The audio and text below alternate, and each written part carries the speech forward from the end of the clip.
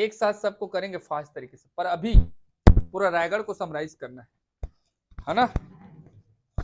हर एक पॉइंट को, इसलिए पूरा माइंड को रिलैक्स करो। 15 मिनट में समराइज करके छोड़ दूंगा क्लास, एकदम रिलैक्स। क्योंकि देखो, छत्तीसगढ़ के 33 जिला में एक जिले का काम हो गया। रायगढ़ को ज्यादा डिटेल में बताने का मतलब यह था क्योंकि आप लोग रायगढ़ से बिलोंग करते हैं, और कोई आपसे पूछ दिया अगर आप नहीं बता पाए तो वही कहानी खत्म हो जाएगी आपके पढ़ाई लिखाई का। तो पहले आपको रायगढ़ को ना सबसे मजबूत करना है, ठीक है। और रायगढ़ से सारंगढ़ बिलाईगढ़ जुड़ा था, सारंगढ़ रायगढ़ का हिस्सा था, तो सारंगढ़ को भी आपको अच्छे से पढ़ना है। बिलाईगढ़ तो बलौदा बाजार छोड़ो, और सारंगढ़ में जैसे कि आपका पर्यटन क्षेत्र है, टमटोरा सुने हो, गोमड्डा अभ्यारण्य सुने हो, हाँ उसको सुने होंगे। सब चीज अभी पढ़ाऊंगा, आगे काम आएगा, है ना। तो देखिए, सबसे पहले रायगढ़ को शुरू करते हैं। रायगढ़ रायगढ़ एक रियासत था आजादी से पहले। कल पूछूंगा तो बोलते बनना चाहिए बाबू, ना बता दे रहा हूं मैं। आप लोग अपने आप को सुप्रीम मानकर चलिए, ऐसे नहीं कि नाम याद नहीं हो रहा है। अरे भाई, एक बार में कोई चीज नहीं होता है, अटेम्प्ट करना पड़ता है, 4-5 बार अटेम्प्ट करोगे तब होगा। तो रायगढ़ को समझिए, रायगढ़ एक रियासत था। आजादी से पहले जो क्षेत्र राजा महाराजाओं के अधीन चलते थे,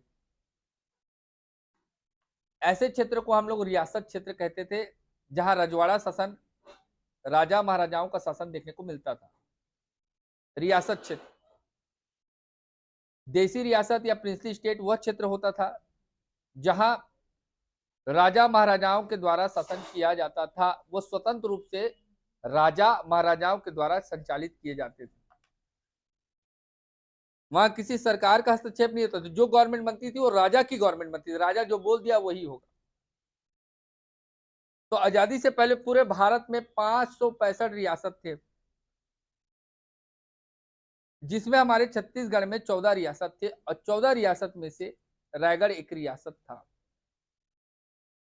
अब रायगढ़ को बेस बनाओ, रायगढ़ के जस्ट ऊपर में उदयपुर और जसपुर दो और रियासत थे, और रायगढ़ के नीचे में जस्ट सारंगढ़, और रायगढ़ के साइड में शक्ति जिला, देखे हो शक्ति।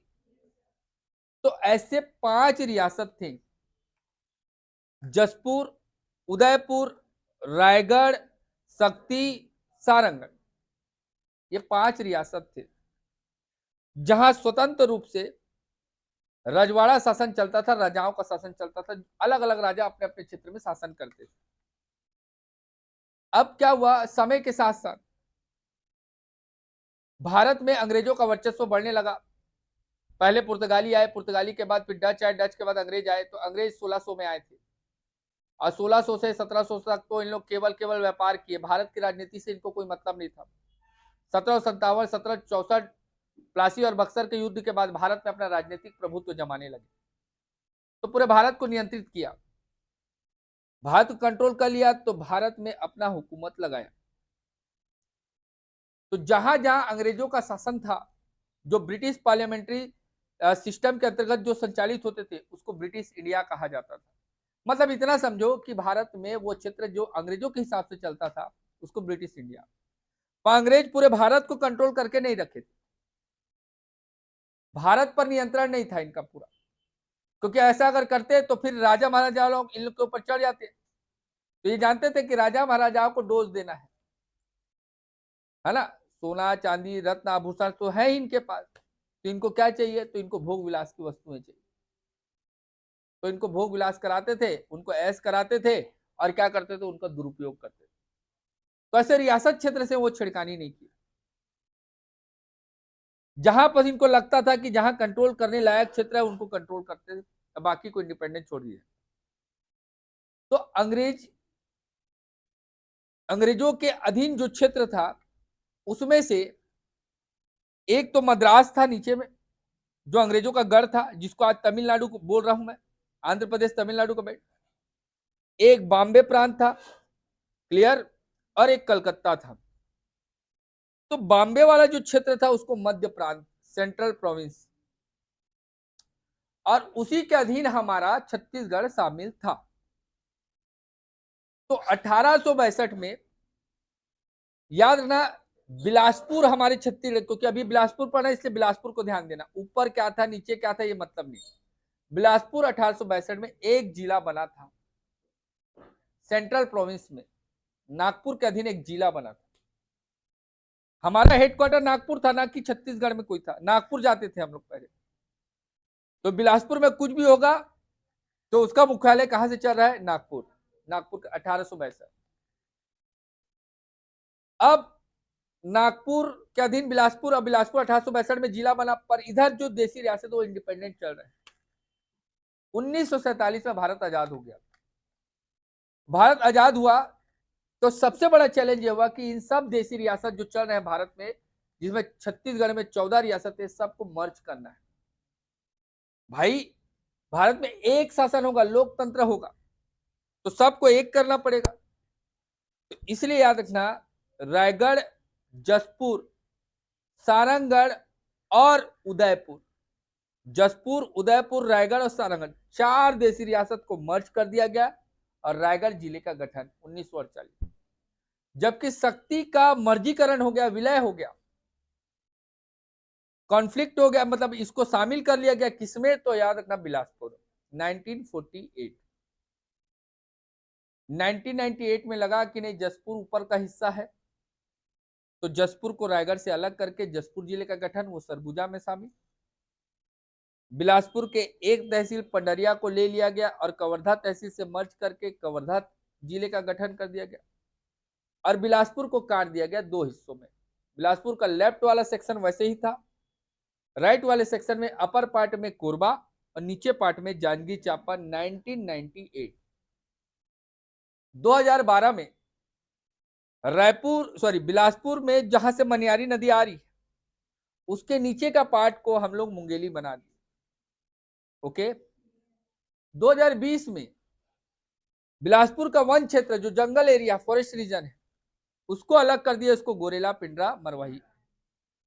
2022 में रायगढ़ का अलग जगह था सारंगढ़, क्योंकि वो रियासत, तो रायगढ़ से अलग करके सारंगढ़ को, और बलौदा बाजार से बिलाईगढ़ को, सारंगढ़ बिलाईगढ़ को मिलाकर सारंगढ़ बिलाईगढ़ जिले का गठन, और जांजगीर चांपा से शक्ति को अलग कर दिया गया।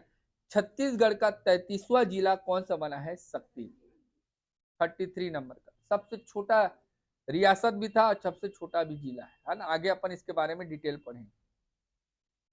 अब इसके बाद हमने सबसे पहले रायगढ़ को शुरू किया, तो रायगढ़ शुरू करना है तो बेस बना 49। रायगढ़ बिलासपुर रोड है ये, रायगढ़ से बिलासपुर जाना है तो 49 नंबर की सड़क आपको पकड़नी पड़ेगी। रायगढ़ से बिलासपुर जाओ, बिलासपुर से रायगढ़, तो बिलासपुर से जांजगीर चांपा, और जांजगीर चांपा से सीधा शक्ति, क्योंकि बीच का कड़ी को अपन लोग जब मैपिंग करेंगे तब देखेंगे। बिलासपुर, जांजगीर चांपा, शक्ति, शक्ति में गाड़ी रुका, अब शक्ति से रायगढ़ जाना है और रायगढ़ से झारसुगड़ा जाना है। तो उसमें पहला नंबर में मैं बताया कि सबसे पहले बोराई नदी क्रॉस करोगे, तो रायगढ़ और शक्ति की सीमा बनाता है बोराई नदी। बोराई नदी क्रॉस किए तो बोतलदा की गुफा, छत्तीसगढ़ में प्राचीनतम पाषाणकालीन गुफाओं में सबसे लंबी गुफा का श्रेय किसको जाता है, बोतलदा की गुफा। फिर प्राचीनतम चट्टानों का समूह है, अलग अलग प्रकार की चट्टाने हैं, उसको राज्य सरकार क्या कर रही है, हमारी जो छत्तीसगढ़ गवर्नमेंट उसको प्रोटेक्ट करके रखना चाहती है, उसको पूरे बेल्ट को अटल रॉक गार्डन, अटल रॉक गार्डन क्रॉस किए मतलब सीधा मान नदी आ गया, मान नदी आया मतलब खरसिया जिला शुरू, तो खरसिया जिला भी है, खरसिया तहसील भी है, विकास खंड भी है और विधानसभा सीट भी है। जैसी खरसिया क्रॉस किए मतलब रायगढ़ का हिस्सा शुरू, रायगढ़ का हिस्सा शुरू हुआ तो सबसे पहले पकड़ लो भूपदेवपुर या फिर राबर्सन, तो राबर्सन पकड़े, तो रेलवे का एक इंजीनियर था राबर्सन, जो कि बॉम्बे हावड़ा रेल लाइन बिछा रहा था, उसी के नाम पर स्पॉट का नाम क्या पड़ गया, राबर्सन। रायगढ़ के राजा हुए भूपदेव सिंह, ओके, इसी भूपदेव सिंह के नाम पर भूपदेव सिंह भूपदेवपुर शहर बसाया गया। इसी भूपदेवपुर में राम झरना, इसी भूपदेवपुर में आपका बसना झर, और इसी भूपदेवपुर के पास में क्या है आपका सिंगनपुर की गुफा। क्लियर हुआ, सिंगनपुर की गुफा।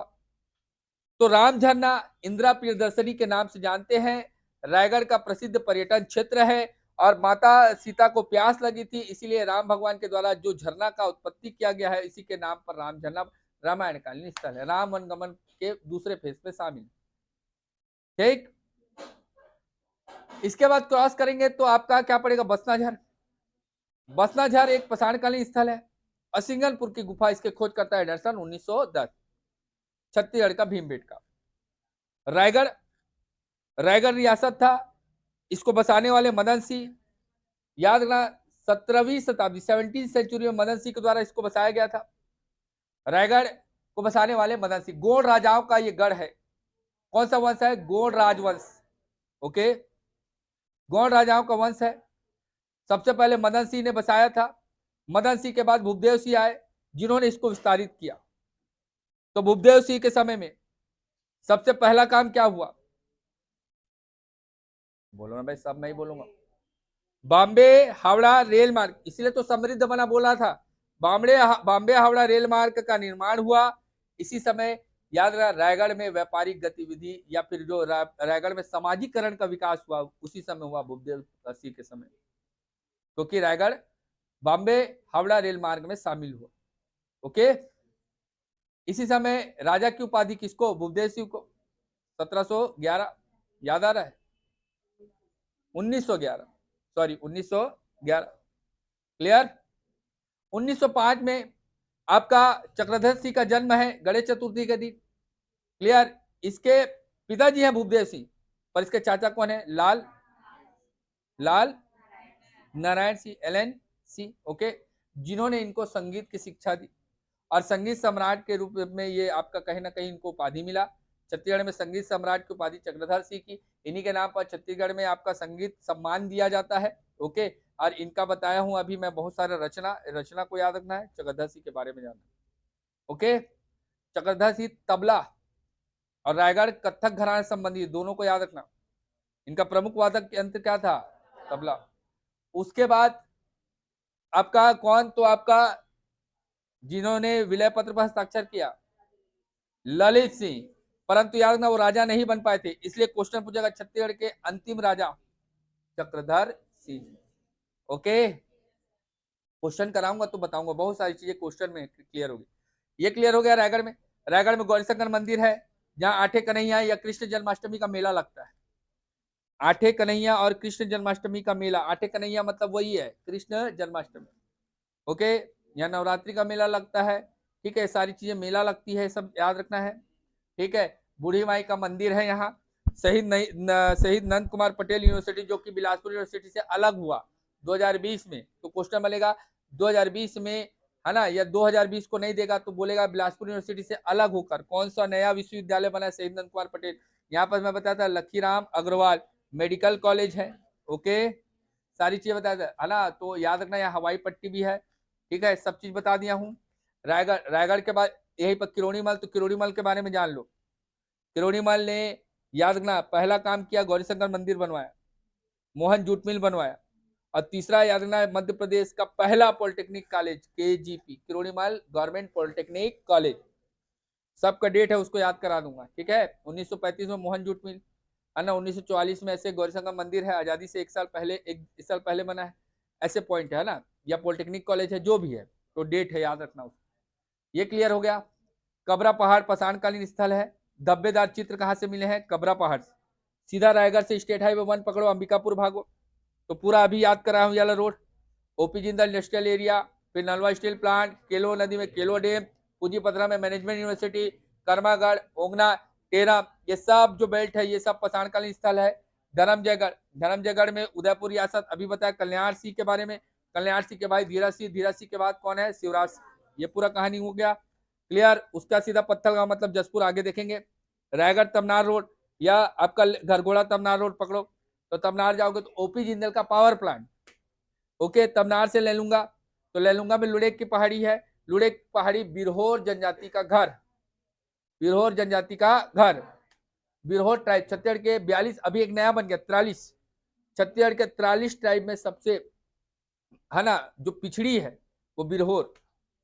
पिछड़ी मतलब एकदम हड्डी का ढांचा है, उन लोग को देखोगे तो हड्डी दिखेगा, शरीर में कुछ है ही नहीं। है ना, हड्डी का ढांचा पूरा, जैसे आपका साउथ इंडियन लोग दिखते हैं, सॉरी वेस्ट इंडीज लोग में कई कई लोग दिखते हैं, देखना काले लोग, जो गरीब लोग हैं, जिम्बाब्वे की श्रेणी में आते हैं, है ना, एकदम पतले, हड्डी पूरा काला, ब्लैक समुदाय, खाने के लिए कुछ है ही नहीं, तो उन लोग क्या कैसे होगा ना, पोषण मिल रहा है। ठीक है, तो बिरहोर पीवीटीजी में शामिल, primitive primitive vulnerable tribal group, PVTG में शामिल। ओके, इसी के पास में गहरा ग्राम है, रामेश्वर बाबा है, कैलाश गुफा, जहां पर जाकर तपस्या की, रामेश्वर बाबा का क्या है बेटा, जन्म स्थान, गहरा ग्राम के नाम से इसको जानते, गहरा गुरु। हो गया। इधर आपका तिलाई पाली, ये पूरा कोल ब्लॉक है तिलाई पाली में, ठीक, उधर मान नदी घाटी कोल ब्लॉक है, उधर गारे पिल्मा, कोल आवंटन क्षेत्र प्रतिबंधित है अभी, क्योंकि अरे इसको क्या बोल, कोल आवंटन क्षेत्र। ओके, क्लियर हुआ। आगे सुनो, यहां पास एक ताल गांव बताया, लास्ट है, देख यार तेरा काफी फोकस कर रहा है।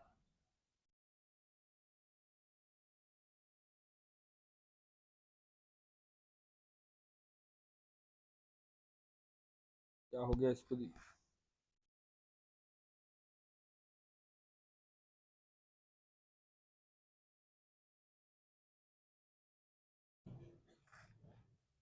चलो छोड़ो, है ना, वैसे भी टाइम हो गया, लास्ट सुन लो, है ना, सीधा कुछ नहीं होता तो हाथ से